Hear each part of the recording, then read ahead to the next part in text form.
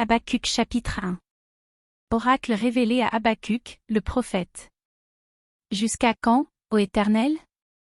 J'ai crié, et tu n'écoutes pas. J'ai crié vers toi à la violence, et tu ne secours pas.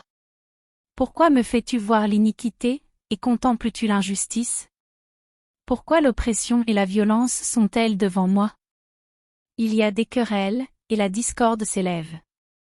Aussi la loi n'a point de vie, la justice n'a point de force, car le méchant triomphe du juste, et l'on rend des jugements iniques. Jetez les yeux parmi les nations, regardez, et soyez saisis d'étonnement, d'épouvante. Car je vais faire en vos jours une œuvre, que vous ne croiriez pas si on la racontait. Voici, je vais susciter les Chaldéens, peuple furibond et impétueux, qui traversent de vastes étendues de pays, pour s'emparer de demeures qui ne sont pas à lui. Il est terrible et formidable, de lui seul viennent son droit et sa grandeur. Ses chevaux sont plus rapides que les léopards, plus agiles que les loups du soir, et ses cavaliers s'avancent avec orgueil, ses cavaliers arrivent de loin, ils volent comme l'aigle qui fond sur sa proie. Tout ce peuple vient pour se livrer au pillage, ses regards avides se portent en avant, il assemble des prisonniers comme du sable.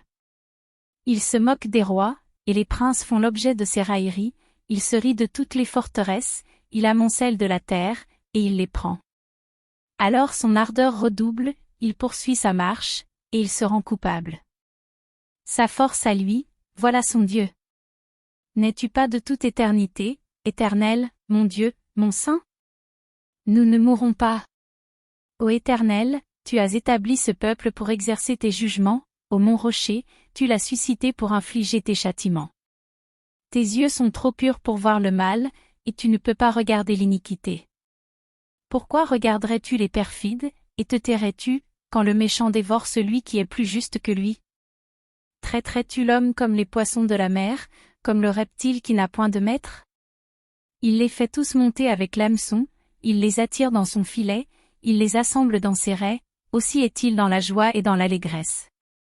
C'est pourquoi il sacrifie à son filet, il offre de l'encens à ses raies, car par eux sa portion est grasse, et sa nourriture succulente. Videra-t-il pour cela son filet, et toujours égorgera-t-il sans pitié les nations?